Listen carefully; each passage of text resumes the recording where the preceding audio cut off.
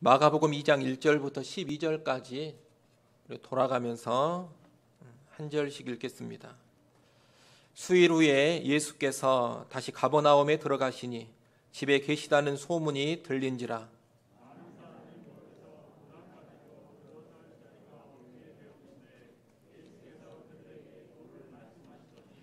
사람들이 한 중풍병자를 네 사람에게 메워 가지고 예수께로 올세.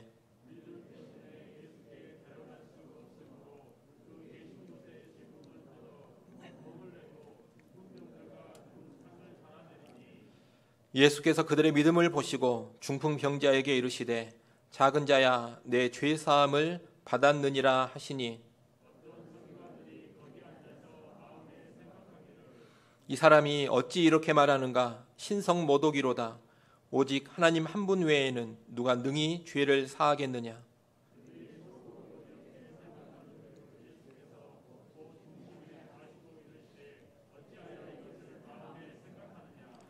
중풍병자에게 내 죄 사함을 받았느니라 하는 말과 일어나 내 상을 가지고 걸어가라 하는 말 중에서 어느 것이 쉽겠느냐?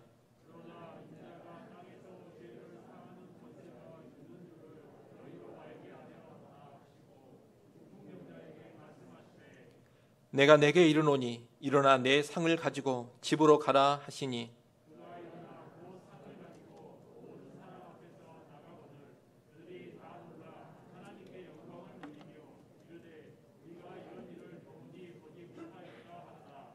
아멘.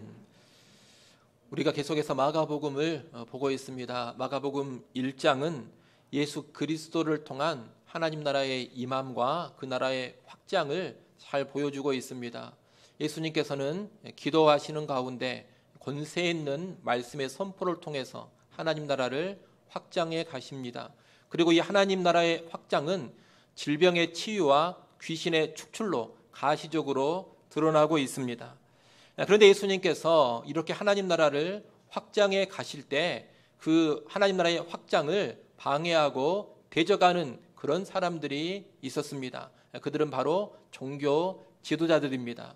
마가복음은 2장부터 해서 3장 6절까지 이 종교 지도자들과 예수님 간의 논쟁과 갈등을 다루고 있습니다. 거기 보면 모두 5개의 갈등과 논쟁이 나옵니다. 우리가 오늘 읽은 본문은 그 5개의 갈등 가운데 첫 번째 사건으로 중풍병자를 고치신 사건입니다. 본문 1절에 보면 예수님은 갈릴리 사역의 거점인 가버나움으로 다시 들어가셔서 한 집에 거하셨습니다. 그런데 예수님께서 집에 계신다는 소문이 퍼지자 수많은 사람들이 그 집으로 몰려왔습니다. 예수님은 몰려온 무리에게 말씀을 가르치셨는데 이때 사람들이 한 중풍병자를 침상에 메워서 예수님께 데리고 옵니다. 하지만 그들은 몰려든 사람들로 인해서 예수님이 계신 그 집 안으로 들어갈 수가 없었습니다. 문 밖에까지 너무 사람들이 많이 몰려 있어서 도저히 그 인파를 뚫고 예수님께 나갈 수가 없었던 겁니다. 그러자 이들은 어떻게 했느냐? 예수님이 계신 집에 지붕으로 올라가서 지붕을 뜯고 침상을 내렸습니다. 당시 유대의 집들은 지붕이 평평했고 그 지붕은 나무와 지프로 만들어져 있었습니다. 이들은 그 지붕을 뜯고 구멍을 내서 중풍병자가 누워있는 침상을 줄에 달아 예수님께 내린 겁니다. 예수님은 이 모습을 보시고서 중풍병자에게 죄사함을 선언해 주십니다. 오늘 본문 5절 말씀을 한번 보십시오. 5절 말씀 같이 읽습니다. 예수께서 그들의 믿음을 보시고 중풍병자에게 이르시되 작은 자야 내 죄사함을 받았느니라 하시니 아멘. 예수님께서 이 중풍병자를 향해 너의 죄사함을 받았다 이렇게 말씀하시자 그 자리에 있던 서기관들은 깜짝 놀랐습니다. 왜냐하면 하나님 외에는 죄사함을 줄 수가 없기 때문입니다. 그런데 지금 자기들 눈앞에서 이 예수라는 자가 하나님만이 하실 수 있는 죄사함의 선언을 하고 있는 겁니다. 하나님만이 하실 수 있는 말씀, 네 죄가 사함받았다 이 말을 예수가 하고 있는 겁니다. 그러니 이 서기관들이 어떤 생각을 했느냐? 아니 지금 이 자가 무슨 망발을 하고 있는가? 자기가 하나님이라도 된단 말인가? 이 사람이 지금 하나님을 모독하는 죄, 다시 말해 신성 모독의 죄를 저지르고 있다, 이렇게 생각을 했습니다. 그런데 예수님은 이런 서기관들의 생각을 아시고 질문을 하십니다. 9절 말씀을 보십시오. 9절 말씀 또 한번 같이 읽습니다. 중풍병자에게 내 죄사함을 받았느니라 하는 말과 일어나 내 상을 가지고 걸어가라 하는 말 중에서 어느 것이 쉽겠느냐? 예수님의 이 질문은 어떤 답을 기대하시는지 모호한 면이 있습니다. 본질적으로 보자면 이 유대 사회에서는 너의 죄사함을 받았느니라 이 말을 하는 것이 훨씬 더 힘듭니다. 왜냐하면 이 말은 좀 전에 말씀드린 것처럼 하나님만이 하실 수 있는 말이기 때문입니다. 하지만 당장 눈에 보이는 결과를 놓고 보자면 일어나 내 상을 가지고 걸어가라 이 말을 하는 것이 더 힘듭니다. 왜냐하면 이 말에는 놀라운 기적이 즉각적으로 수반되어야 하기 때문입니다. 그래서 학자들 사이에 둘 가운데 무슨 말이 더 힘든 말이냐, 여기에 대해서 논란이 있습니다.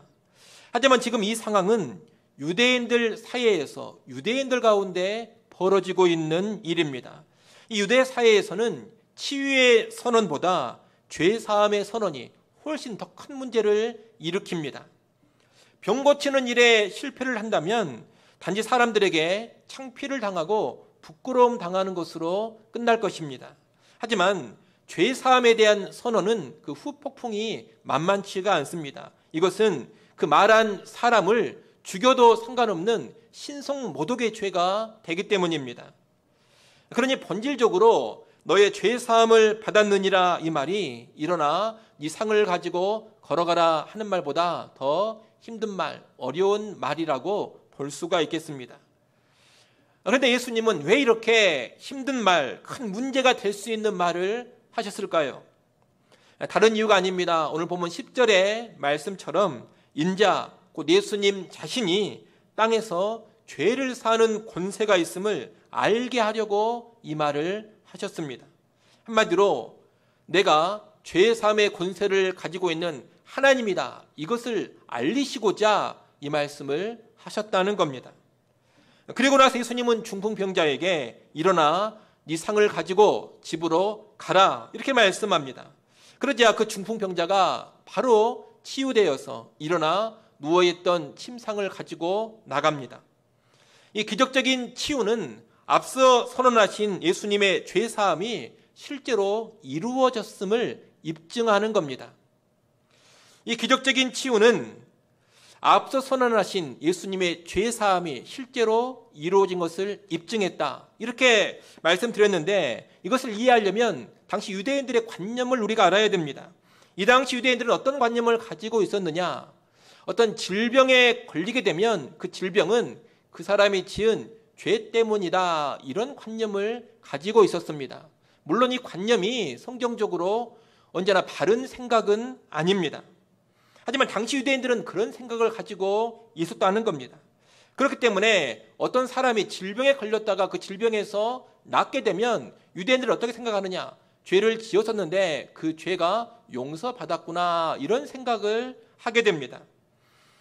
그렇게 봤을 때 지금 유대인들의 관점에서 이 중풍병자가 완전히 나았다, 이것은 뭘 의미하겠습니까?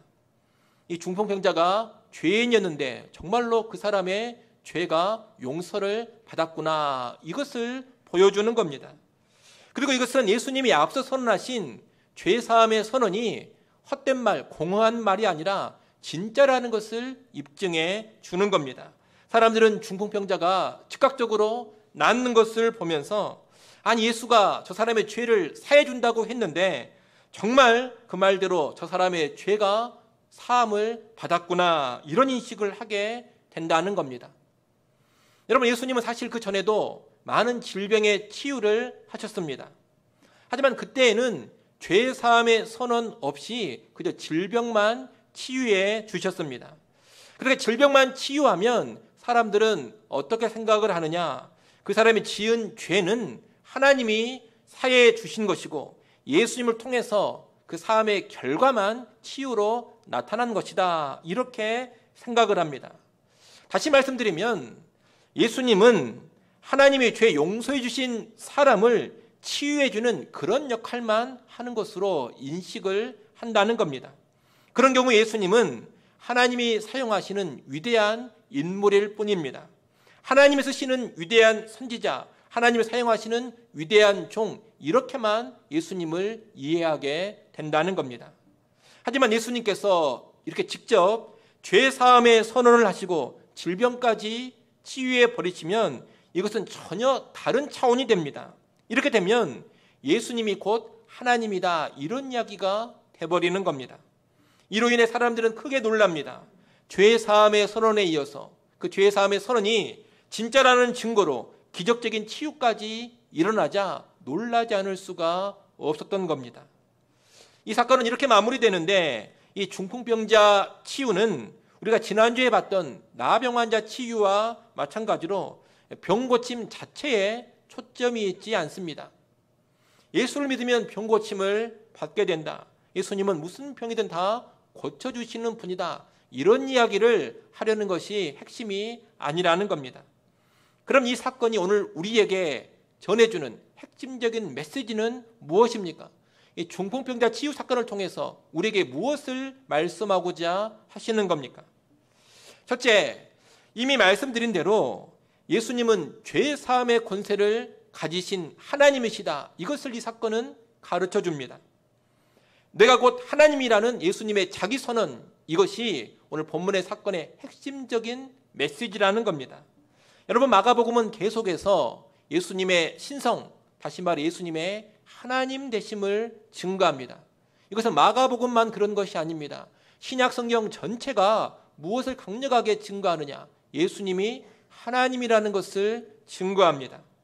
예수님은 단순한 인간이 아니라는 겁니다. 본래 하나님이셨는데 그 하나님이 사람이 되어 오신 분, 그분이 바로 예수라는 겁니다.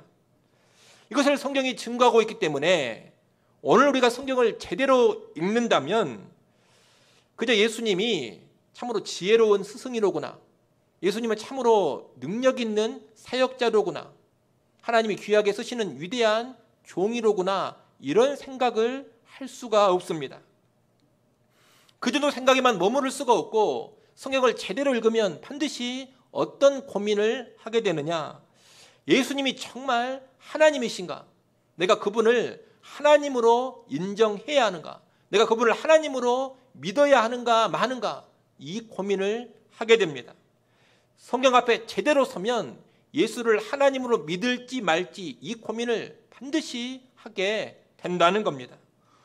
오늘 우리가 읽은 본문도 그런 도전을 주고 있습니다. 예수님은 오늘 본문에서 내가 죄 사함의 권세를 가지고 있는 여호와 하나님이다, 이 선언을 직접 하고 계십니다. 우리는 이 선언 앞에서 진지한 고민을 해야 합니다. 오늘 본문의 서기관들처럼 예수님의 이 선언 앞에 예수가 무슨 망발을 하고 있는 것이냐?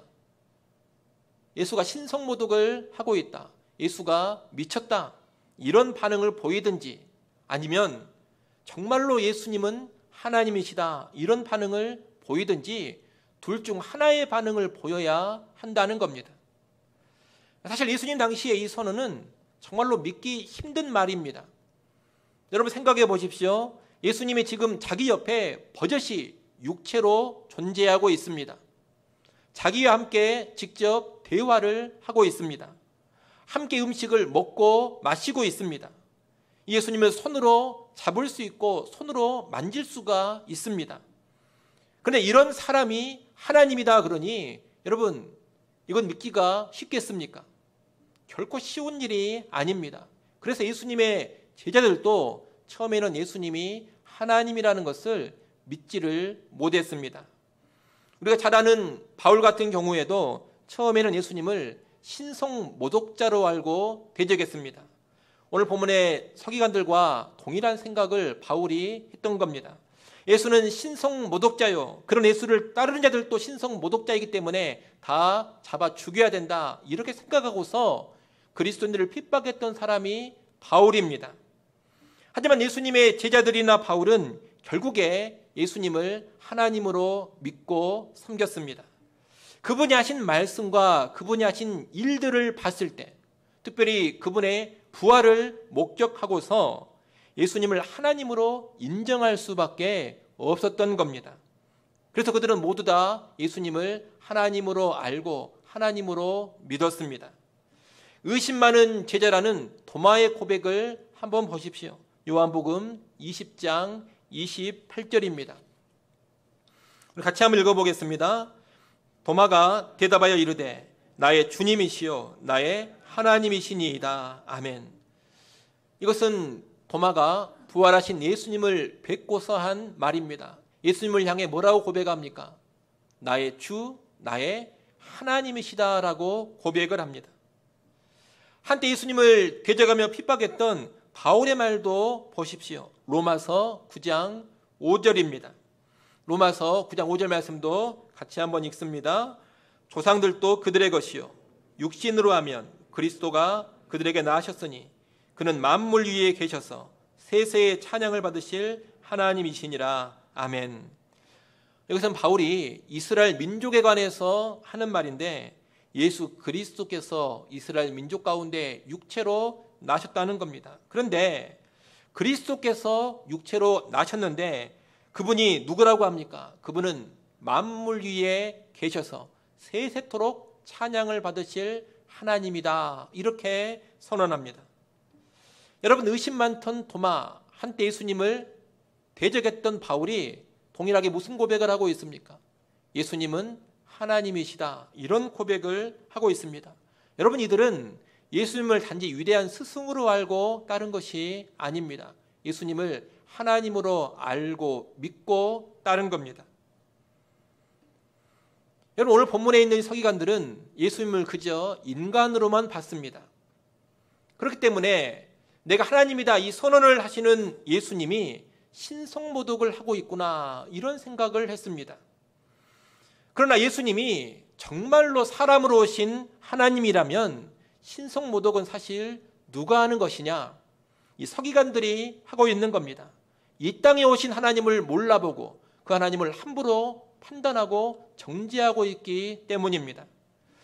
오늘날도 마찬가지입니다. 예수님이 정말로 하나님이시라면 이 예수가 하나님이라는 것을 무시하고 부정하는 것이 곧 무엇이 되느냐? 신성모독이 되는 겁니다. 하나님을 모독하는 일이 된다는 겁니다.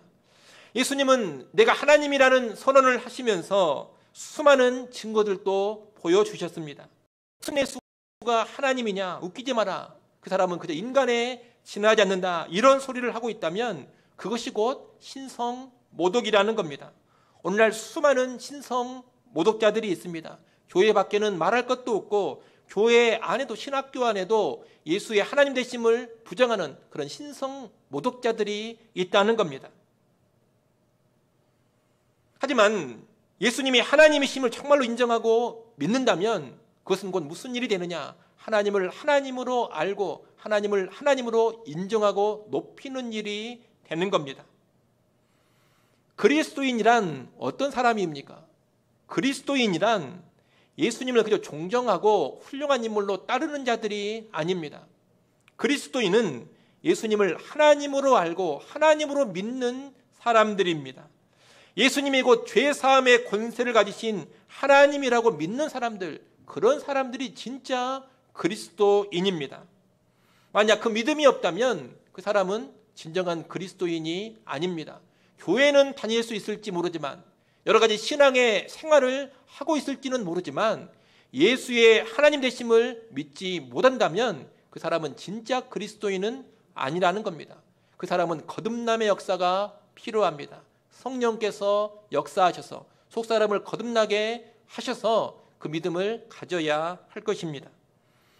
바라기는 우리 모두가 진짜 그리스도인이 되기를 바랍니다. 예수가 하나님이라는 그 믿음을 가지시고 그 믿음을 통해 하나님께 영광을 돌리기를 간절히 소원합니다. 둘째로 이 중풍병자 치유 사건이 가르쳐주는 것은 모든 문제의 본질은 죄 문제라는 겁니다. 예수님은 중풍병자를 치유하시기 앞서서 그 사람에게 죄사함을 선언해 주셨습니다. 이 죄사함의 선언은 방금 우리가 봤던 것처럼 예수님이 곧 하나님이라는 그런 자기 선언이기도 하지만 그와 더불어서 질병의 문제보다 죄의 문제가 훨씬 더 본질적이라는 것을 가르쳐 줍니다.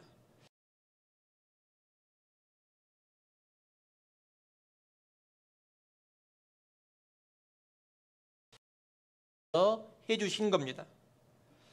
여러분, 육체의 질병이나 세상의 여러 가지 문제들은 그 근본이 다 죄 때문입니다. 이 말은 내가 꼭 어떤 죄를 지어서 질병에 걸리거나 꼭 어떤 죄를 지어서 그 죄 때문에 재앙을 당한다, 이런 말이 아닙니다. 그런 말이 아니라 우리가 살아가는 이 세상에 질병이 있고 죽음이 있고 수많은 재앙과 고통이 있는 것이 본질상 죄 때문이다, 이 말입니다.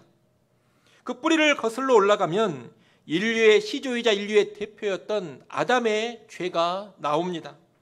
하나님이 처음 창조하신 세상이 어떤 세상이었습니까? 낙원의 세상 아니었습니까? 만약 인류의 대표인 아담이 범죄하지 않았더라면 세상은 계속해서 낙원의 세상이었을 것입니다. 질병도 없고 죽음도 없고 그 어떤 고통과 재앙도 없는 그런 이상적인 세상이었다는 겁니다.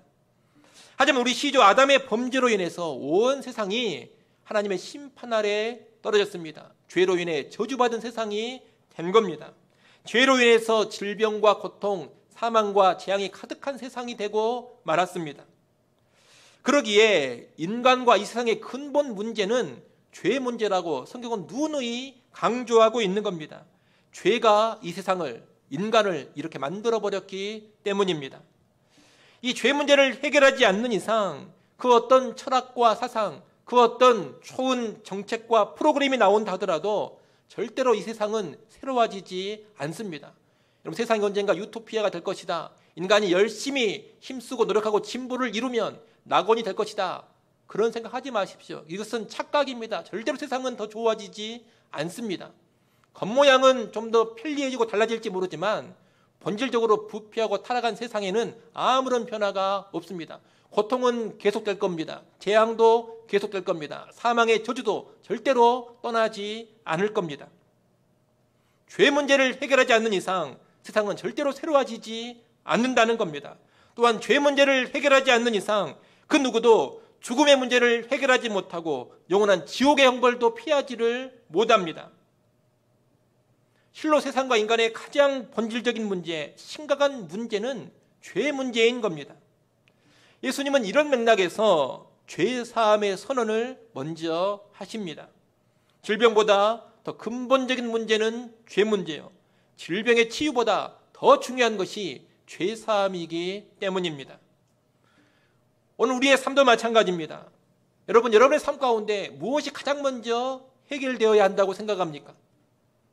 여러분 생각에는 이런저런 문제들이 떠오를지 모르겠습니다만 하나님께서 보시기에 우리에게 가장 먼저 해결되어야 될 문제는 죄의 문제입니다.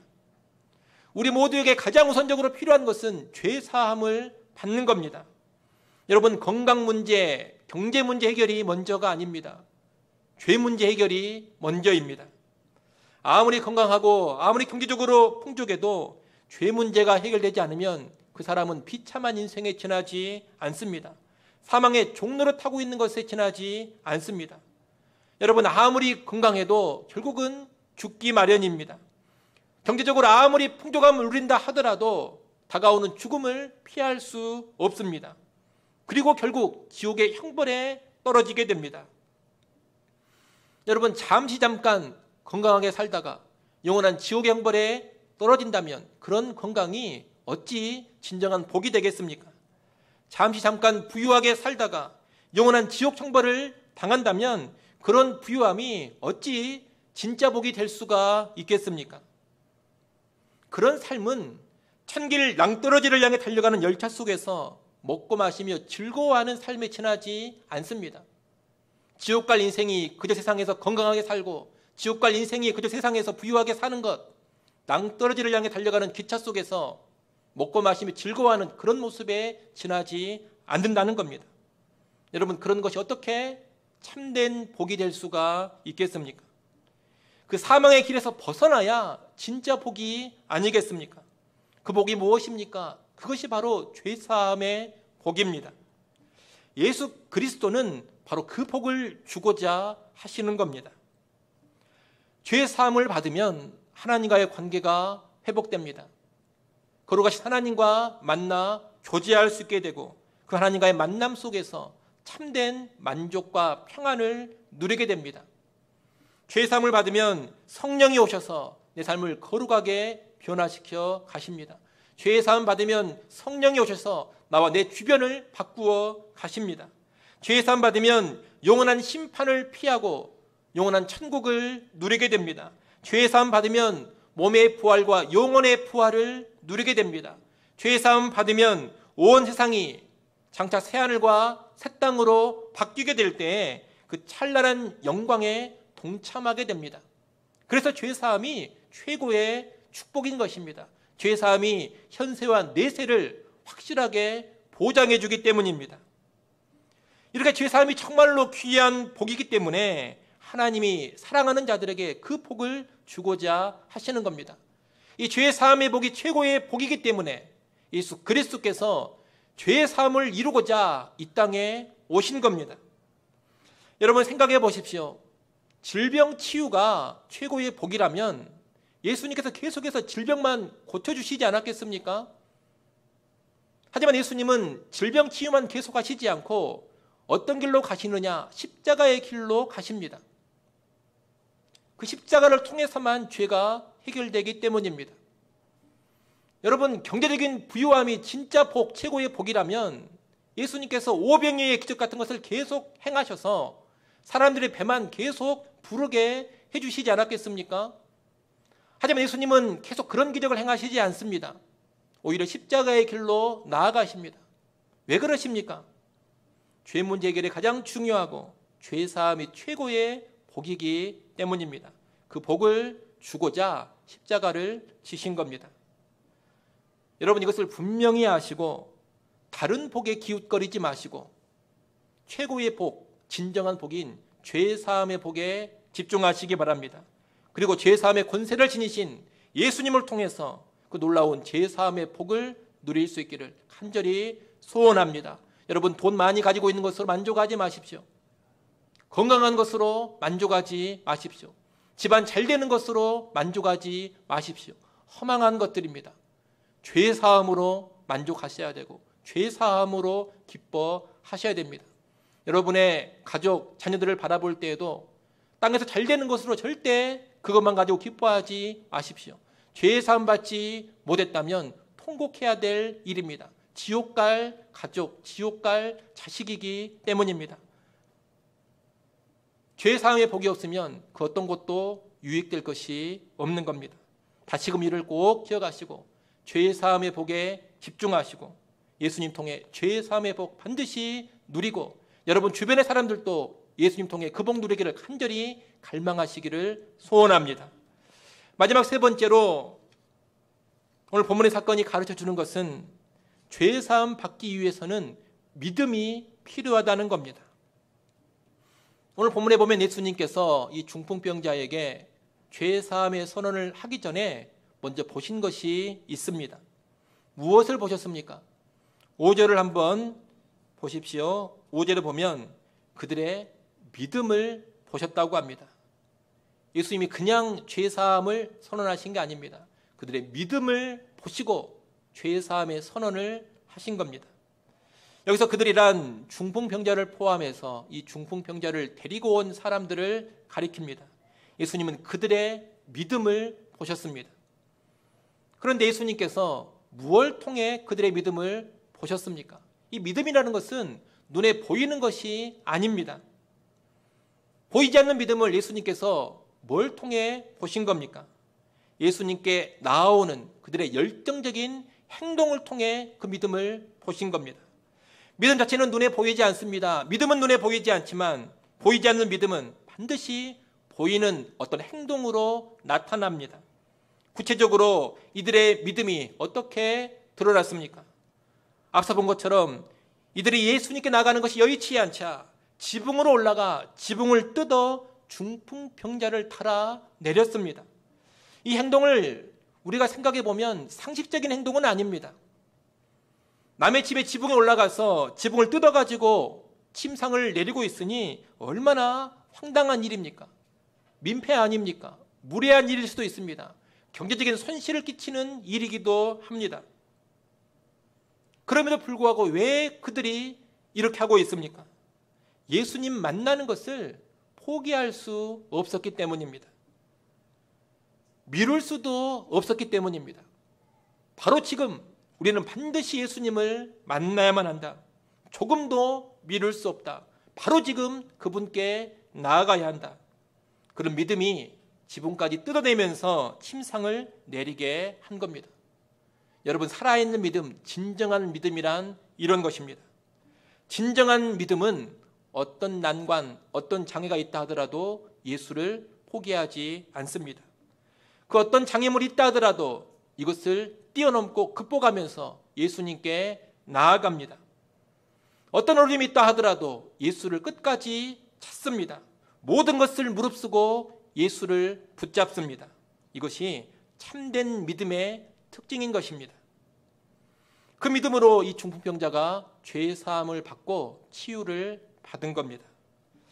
여러분, 죄사함은 반드시 누려야 하는 최고의 복인데 무엇을 통해 죄사함의 복을 받게 되느냐? 믿음을 통해 죄사함을 받습니다.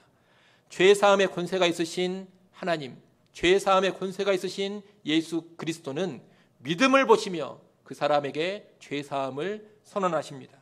그래서 믿음으로 죄사함 받는 것이고 믿음으로 의롭게 되는 겁니다.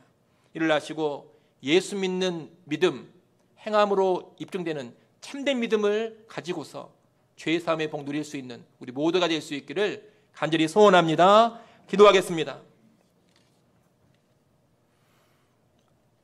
하나님 아버지, 중풍병자 치유 사건을 통해 예수님께서 죄사함의 권세를 지니신 하나님이심을 보았습니다. 예수님을 향해 우리가 이 믿음을 갖게 하여 주옵소서. 예수를 그저 위대한 인간으로 보지 않게 하시고 하나님으로 보고 하나님으로 알고 하나님으로 믿고 섬기게 하여 주옵소서.